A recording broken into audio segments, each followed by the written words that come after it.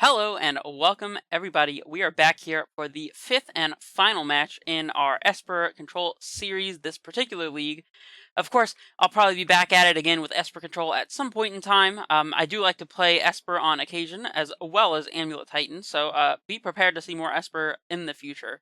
I also want to say that I apologize for how late this video is inevitably going to be coming out. I had an exam today, a very important final exam for one of my grad school classes, and unfortunately, life comes first, and if this gets posted on Friday, then you'll know that is because I decided to hit the grind and try to make sure I got this video out on Friday if at all possible, and if you see this on Saturday, well, I guess it sucks to be y'all, but unfortunately, schooling is more important. So, regardless, I hope that we can all enjoy this match together, and I do plan on getting the content out for you guys. You may also notice I have a slightly different headset. Hopefully the sound is better. We'll see. And yeah, that's all I have to say about all of that. I will see you guys in the match. By the way, like an idiot, I forgot to mention that we're 3-1 with Esper, so we stand to go 4-1 here and gain a lot of value. But even if we lose this match, I'll be content because that means we got our value back. And to be honest, what all would anybody else want from their Magic Online account but to be able to go infinite and play as many matches of Magic for a prize with something on the line, a little bit of intrigue. You see what I'm saying? And just be able to keep doing that without having to put any more money into it. That's what I'm into. Hopefully that's what you're into, because that's what we're here for. Regardless, even if we do lose this match, I hope that you guys take something from it, can learn something from it, or at least enjoy it. That will make this all worth it. So thank you guys for sticking around and watching this content, and I'm going to stop talking. I will see you guys in the game. Alright, it looks like we have our match here, so let's go ahead and hop in. Maybe we can be on the play? We'll see, we'll see. Hey, we're on the play. Heck yeah. Don't know why this chat is so big. Playing against Gabrielle 2020. I wonder if this account is recently made or not. If it was made in 2020 or if they called the year before it happened. This hand is a little slow, unfortunately. On the play, it's not as slow as you might think, but I'm still inclined to mulligan it here. And here we do see a hand that has plenty of early interaction, a Shark Typhoon, and Teferi to catch up. We do have to bottom one of these cards, and I'm not currently sure which one it should be. I'm actually inclined to bottom the Path here, as we do have a push to cover our early game, and we might want to cycle this Shark Typhoon to either get Threat into play, or to get cards ahead, try to find one of these charms that we play 4 of each in our deck. So Path has the most early downside, so I'm good getting rid of a Path here. And I guess we're playing Tapped Watery Grave. I considered using our fetch land here so we could hold up Fatal Push on turn 1, but to be honest, it's probably not worth fetch shocking or even just taking 2 damage from our grave here to cast push on 1. Depending on what our opponent is playing, of course, but I think we can afford to cast a Fatal Push this upcoming turn. Playing as humans. I don't know how I feel about that. We do have a Wrath of God in the sideboard for this matchup, so no Force of Negation to hit this Aether Vial. And of course we top deck a second Path immediately. That's interesting. Let's play out this fetch, I suppose. We're probably going to save the Shark Typhoon to the very least get a chump blocker, if not have something to trade with one of our opponent's attackers, if we can get to that point. So probably want to hold on to this one, and maybe we can fetch a tap land here, but we'll see. We have plenty of spot removal to deal with our opponent's things like Meddling Mage and whatnot, so if we do manage to draw into and use a Supreme Verdict, we'll probably be pretty well set up, I would say. Can't do anything about this Aether Vial, sadly.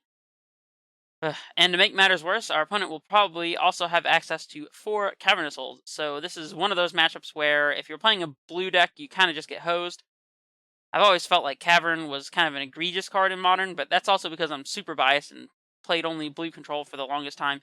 Of course, now I play Amulet, where one of your only saving graces in the control matchup is that you can use a Cavern to force through a Titan, and that's not even guaranteed with Aether Gust in the format now, but Amulet would have a very bad control matchup if it weren't for this card. So I don't know. I think we probably need to push this Thalia, but we can wait to do that until this upcoming turn. We'll probably be able to cast push and path. We'll see. Yeah, let's just get a tap fountain here and go to our turn. Snapcaster Mage is interesting. We'll pass it back here. We might have enough removal spells to go the distance here.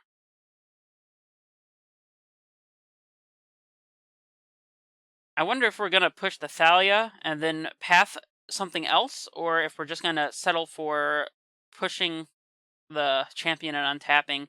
It's kind of a difficult situation as we let this 2-drop come into play for sure. Freebooter, that one's kind of a unfortunate one. I think now we probably want to push the Thalia and path the champion, and they can take whatever they take. If they take the... Wait, it's only a non-creature spell, right? That denies them from taking either of our removal spells here, so it's probably going to be the play. The only downside to this is we give them the window to cast a second Thalia here if they have one in their hand that otherwise would just be rotting. We could wait until they're in step to kill this Thalia, but I'm just not inclined to do that. So, in fact, I don't think our opponent can take anything with their freebooter here, right? That's non-creature, non-land. Okay, so they can take the Typhoon or the Teferi. We're fine with any of that, to be honest. We don't really care.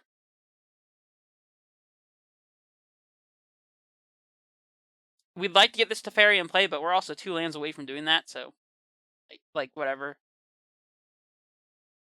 We'll have Snap pushed this freebooter or something along those lines before then anyways. So, and it looks like we've cleared our opponent's clocks from play. 1-2 is definitely not killing us very fast. Uh-oh, Thalia's lieutenant. Okay. Well, at least we can snap push and then block the lieutenant, depending on what our opponent does here. So, obviously we're just passing it back.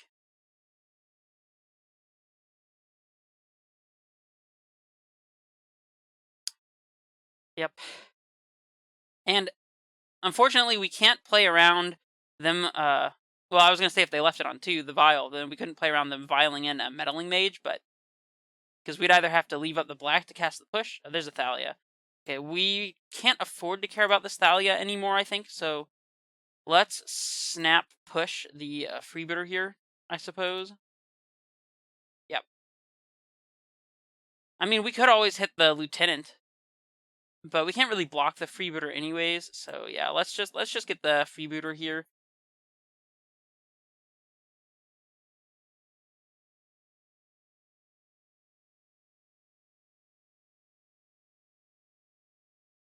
Alright, all this is gonna happen.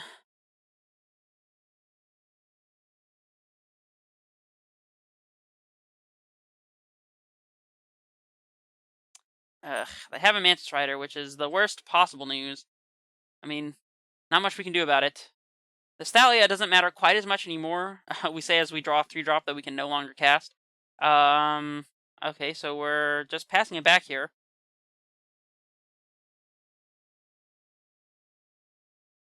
We can't even block this Thalia because it has first strike, so looking kind of bad here, actually.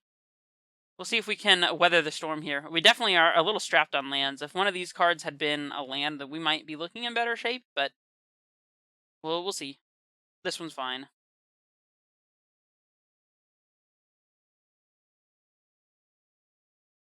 I'm still not sure whether we're pathing the Rider or the Lieutenant here. Definitely letting this freebooter resolve.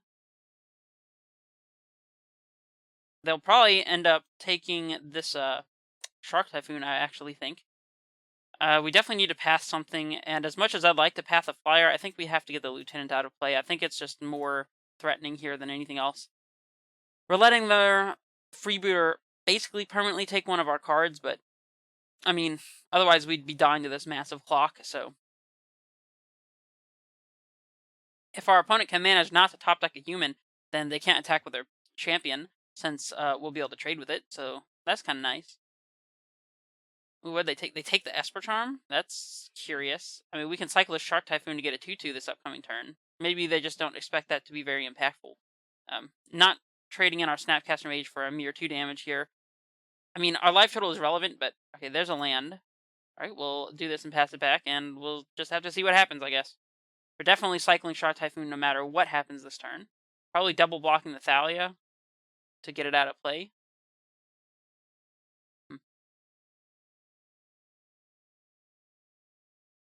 Luckily, we're already fixed for Supreme Verdict here, so we can just get a basic island. Don't have to take too much damage here. To be honest, if we fetch, we might be almost dead to lethal. If they have any human here, then that's going to be 3, 6, 7. Plus the fetch is 8, so that would kill us. Not much we can do about it, though. Humans is kind of an awkward matchup for Esper. I have heard a mini say that it's supposed to be a good matchup, but I don't know if I could ever agree with that. We'll just have to see what we can make of this. Ooh, attacking with a champion. That indicates our opponent does have a second human violin here. I'll tell you what, I think we're double blocking the champion here. I don't know, that might be dumb though, because one of our best draws, I guess, is a 5th land to slam Teferi and tuck this Mantis Rider with our opponent not having a Thalia in play. So, I don't know. I guess we'll decide what we're going to do once we see this draw from the Shark Typhoon.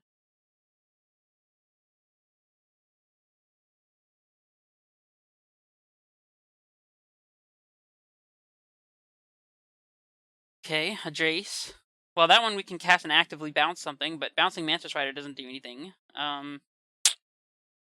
We could also trump block the Mantis Rider with the Shark and just block the champion with just the Snapcaster Mage. Let's see, if they have a General Tazri, that'll be 4, 5, 6, 7 if we double block the champion. Yeah, there's a lot that we just can't afford to play around here.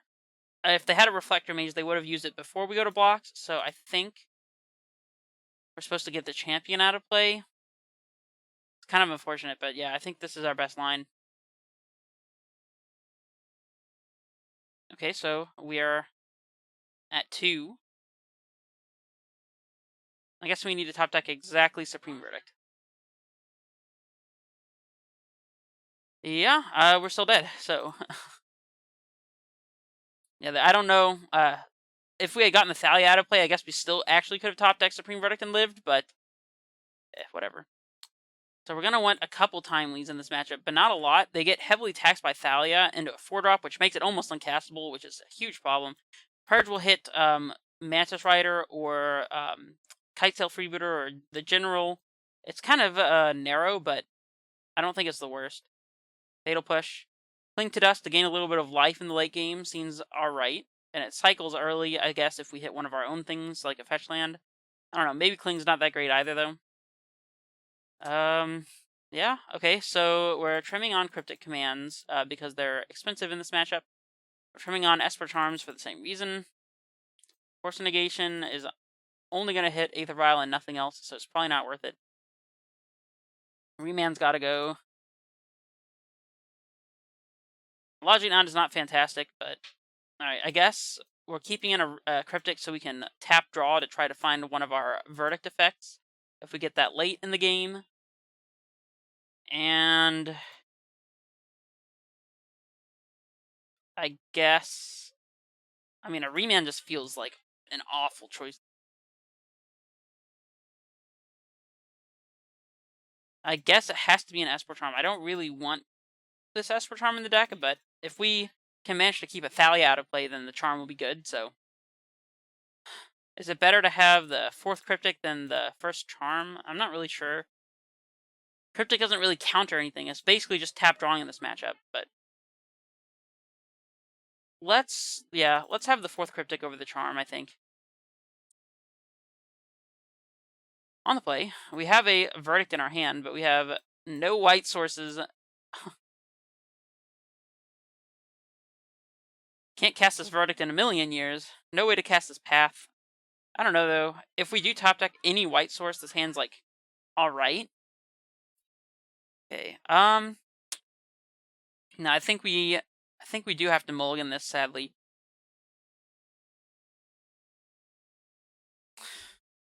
I mean, Archmage's Charm can steal a 1-drop from our opponent, like a Champion of the Parish. I guess we have to keep this. We can probably bottom the Jace pretty safely here. Lead on the tap land and pass. We can fetch for a tap land and Cling to Dust our fetch land here in order to draw a card. I guess that's the plan.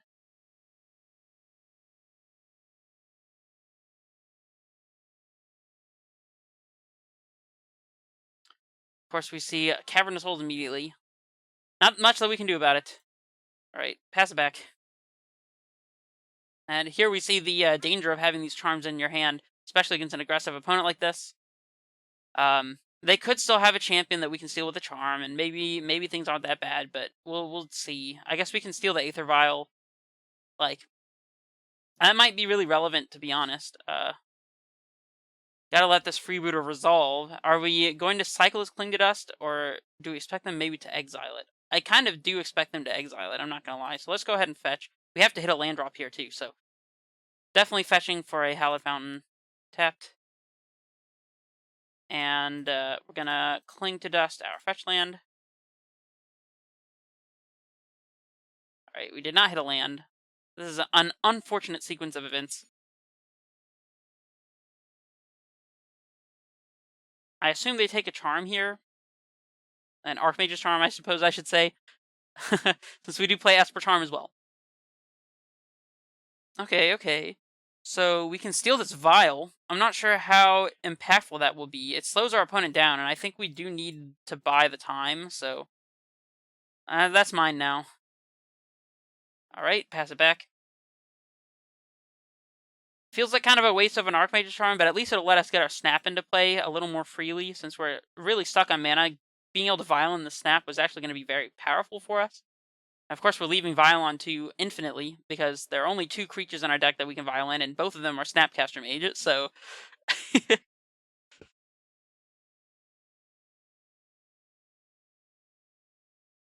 Mantis Rider.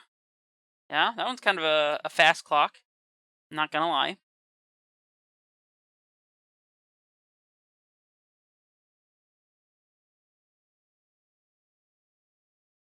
Alright, so we can always yield to this. We're going to hit yes for now to put it up to 2, and then we can always know it in just a second. And I think we're probably just Esper Charming to draw 2 cards. We could hit our opponent with a discard, and maybe their clock won't be so significant. Unfortunately, we can't snap back this Archmage's Charm to steal anything relevant. I do kind of want to hit a land drop here, though. I'm just gonna cast the Archmage's Charm. Our Snapcaster Mage is not an Archmage's Charm. Cast the Esper Charm. The Snapcaster Mage is not a relevant blocker here, so... Ugh. Okay, pass it back. This Supreme Verdict here, I almost said Fatal Push. I was thinking about Supreme Verdict. Fatal Push is a good one, but if we can draw a white source, this Supreme Verdict might actually get us out of the situation very nicely. We're definitely not violating in Snapcaster Mage for 0 value here, so... Meddling Mage.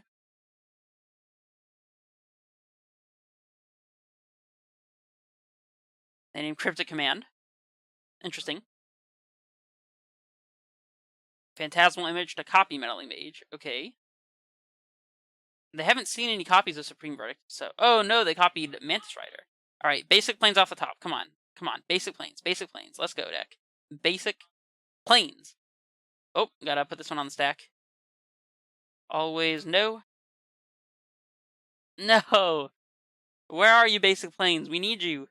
Alright, well, we're passing back. If we path this Mantis Rider, then they don't get to search for the basic land, so there's that.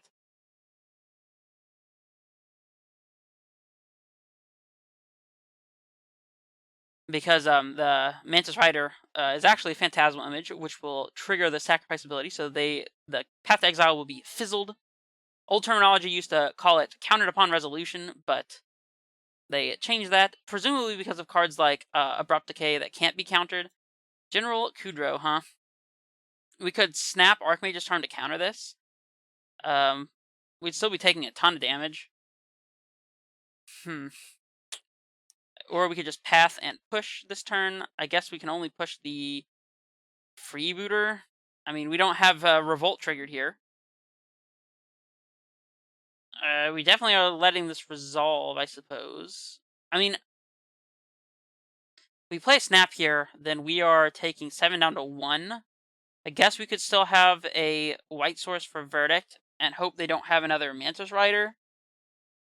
Alternatively, we let this resolve, we path, we push the Meddling Mage, we take 4, 5, 6 down to 2, and I don't know if we even have a plan at that point. I guess either a white source or any untapped land will let us cast Cryptic Command or Supreme Verdict at that point. That's probably better, I think. Okay. This one does cost 3, right? Actually, no, we can Fatal Push the Mantis Rider without Revolt, this one, and it'll still die because it became targeted, even though the Fatal Push itself wouldn't actually kill the Mantis Rider, so we can get rid of both Mantis Riders here. Okay. I think we're definitely letting this resolve, and then we can like snap path it or something. The General Kudrow at some point in time. They're gonna get to exile a card from our graveyard, targeting the Esper Charm. That seems like a mistake, but okay. That's totally fine with me. Alright, so let's make our tech play of casting this Fatal Push on their Mantis Rider that will still die to the push. Ooh, who needs Revolt anyways? We definitely don't. Alright, and path the Mantis Rider, I suppose. If we path the Kudrow, we're saving 3 life points, but if we path the Mantis, we're saving 4. So I guess we're pathing the Rider. We can also chump block the General with our Snapcaster Mage, so.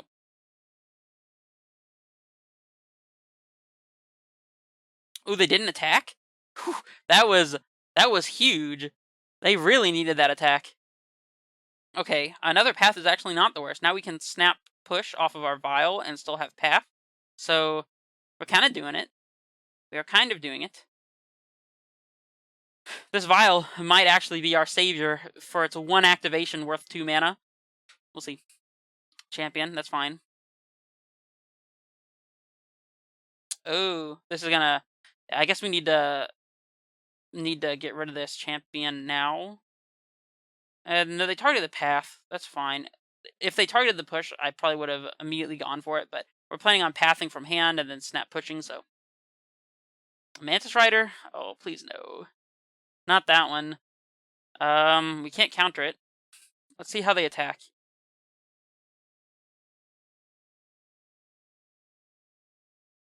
Alright, we're gonna yield to the champion. Okay, so if we put in a snap, we can path this. Push the freebooter. Trump the meddling mage, take 3. Yeah, we have to put in the Snapcaster Mage now, at the very least. Yes. We will target the Fatal Push. We'll let that resolve and Fatal Push the Freebooter, I think. They can't attack with their Meddling Mage or they're going to lose it. So we definitely want to get the Flyer out of play here. And then this one's fine. The trigger is fine. Alright, let's see how they attack. They do swing with the Meddling Mage and the General. Okay, so first we're going to go to blocks. Block the Mage. Okay. Path the Kudrow. Okay, so somehow we've managed to control his battlefield to some extent. And now we have access to Cryptic Command if we draw an untapped source here. Okay, there's an untapped source. Don't know if it's worth shocking it in, though. I don't think we have a choice, so let's shock this one in and pass. Probably tap drawing here and hoping that we can cast a Supreme Verdict eventually.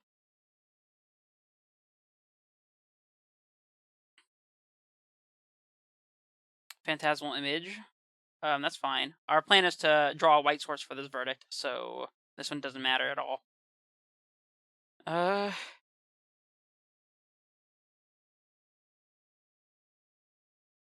Yep. I don't think we can bounce the Mantis Rider because that would counter our Cryptic Command on resolution, right? Or Fizzlet. Alright. White source. Come on, white source.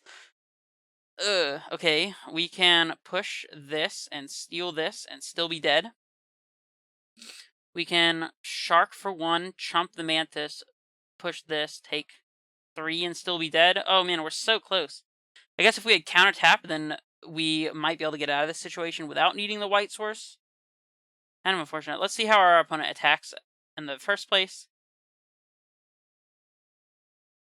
I guess we can push the Mantis. Man, yeah. If we had counter and tapped, then we would still be alive this turn, I think. Yeah, they attack with everything. All right, well, let's just show them our hand here. Pop. Still gonna kill everything on the battlefield. Why wouldn't you? All right. Gotta get the value here. I guess we did need to counter that, but maybe it was dumb to think that our only out here was to draw basic planes, but